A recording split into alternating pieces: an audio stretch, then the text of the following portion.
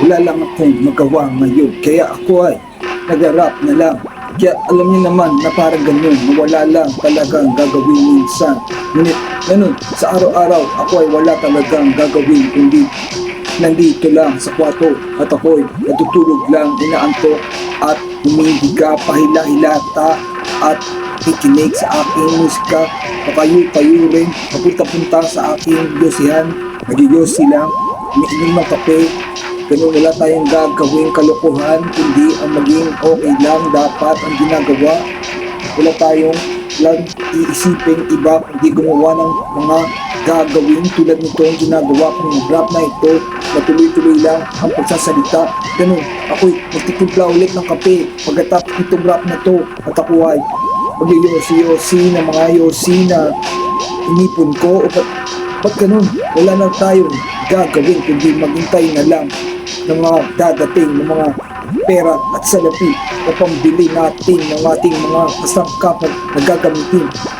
Kung meron naman tayo mga gamit pa dito na nanabili natin nung nakaraan pa, kung tayo ay nagtatrabaho pa at mga mahal sila, ngunit hindi na natin magagamit at ayaw na natin magtrabaho muli. Ayaw ko nang lumabas na suot ang mga iyon, pero kailangan pag-isipan ng mabuti kung anong gagawin sa mga gamit na hindi na ginagamit, dahil kailangan pinahahalagahan ang mga kasangkapan na ibinigay sa atin ng ating mahal na Diyos at ang ating mga mahal na biren at ang ating mahal na Jesus. At tayo magdasal at tayo meditate kung ano ang masarap, yun ang gagawin. At sa English, yun ay pleasure. Pleasure lang dapat ang gagawin. Yun ang dapat ang mga iisipin, mga pleasure, mga gagawin, magpag-shopping, magkain-kain, tulog-tulog. Pleasure lang dapat ang gagawin. Wala tayong gagawin kalokohan, wala tayong gagawin manakit ng kapwa, manakit ng tao, wala tayong titirahin mga tao. Tayo magpapadali-dali lang at mga papalipos ng oras, gagawa ng mga kung ano-ano na tayo ay magiging okay na sana. Magiging okay na dapat tayo sa mga gagawin natin. Ngayon, ikaw ba ay magtatrabaho? Ako yun, hindi. Hindi ako magtatrabaho kailanman. Ayoko na magtrabaho kasi wala namang magandang trabaho. Hindi itong ginagawa ko na ito na okay na sana, na okay na dapat, na okay na sa akin. Ilan na akong gagawin kung hindi ganito lang. At ganun, parang computer lang talaga, pero tunay na buhay. Computer, pero tunay na buhay. Ganun, OEM. Ganun, computer, pero tunay na buhay. Tunay na ginagawa. Ito ang buhay. Ganun, ganito ang gagawin ko, parang computer lang. Ganun, cinematic view ang ginagawa, parang artista, pero hindi artista, kundi totoong buhay. Totoong buhay ang ginagawa ko. Wala akong gagawin kalokohan kung hindi dito lang sa bahay. At ganun, minsan paalis-alis, papunta-punta sa kung saan-saan. Ganun, may gagawin mga kalokohan na patingin-tingin ng mga kasangkapan sa labas at mga ano pang makikita. At ano pa bang gagawin? Di ba wala naman. Kundi gawin lang ang dapat gawin na nandito lang sa bahay. Ganun ang gagawin ko. Magayos-ayos ng mga kasangkapan, magayos-ayos ng mga furniture, at patulog-tulog at paisip-isip at ganun paggawa-gawa ng mga kung ano-ano, at gumagawa ako ng maraming kung ano-ano tulad ng art, ganun, ng fashion at mga ganun, musika. Ganun, gumagawa din ako ng movies.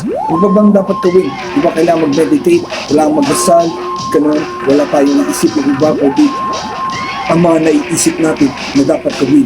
Ganun, wala naman sana akong ginugulong mga tao na offend, kasi wala naman akong pinatitirahan, kundi ganito lang talaga ako, wala nang iba.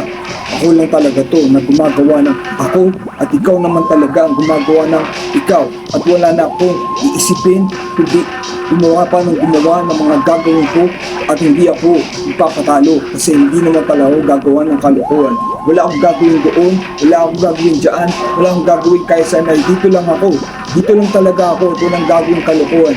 Wala kami pupuntahan ng mga kalokohan. Ganun, may gagawin akong out of town, minsan-minsan. Ganun, iinom-inom ng paunti-unti minsan marami. Ganun, masarap lang talagang mag-isa ako palagi. Umiinom minsan dito sa bahay kung saan ako nag-yosi. At ano, wala akong gagawin kundi magpa-aircon araw-araw.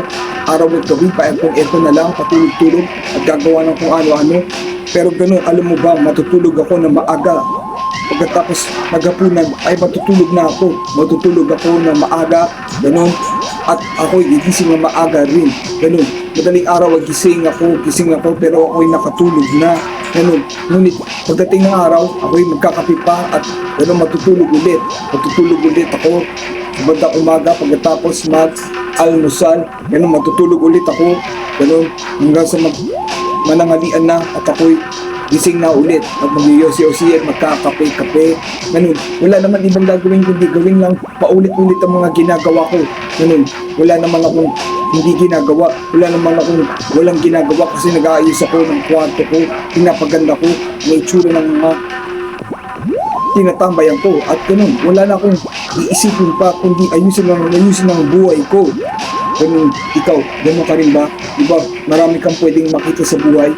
Ayusin mo yung mga damit, ayusin mo yung mga kalat sa kwarto mo, ayusin mo ang lahat ng mga kwarto mo, lahat ng gamit mo, at gano'n maglilinis ka pa paminsan-minsan, maglilinis ka pa ng banyo, maliligo ka pa, palagi ako'y naliligo araw-araw, gano'n.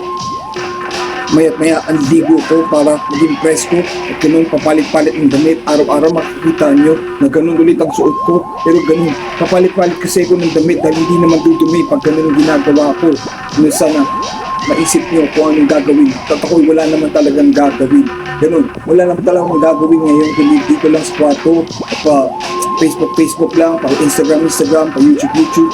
Ganun, hindi naman talaga ako nanonood ng Netflix. Ayoko pero may Netflix kami dito. At ganun, wala naman talagang ginagawa nood ng TV at may TV kami dito. Wala akong ginagawa nood ng TV. YouTube lang tinitingnan ko. Ginagawa ko mga music sa YouTube, mga hologram pinapanood ko. At ganun, saglit lang ako sa TV. Dito lang talaga ako sa kwarto, pahiga-higa, paisip-isip at paggawa-gawa ng mga ganito, mga rap na ganito. At Chrysler to, nagtatangkilik ang mga rap na ganito para sa inyo at sana kayo ay nagugustuhan ang mga ginagawa ko dahil ako ay mahusay naman. Sana nagustuhan nyo.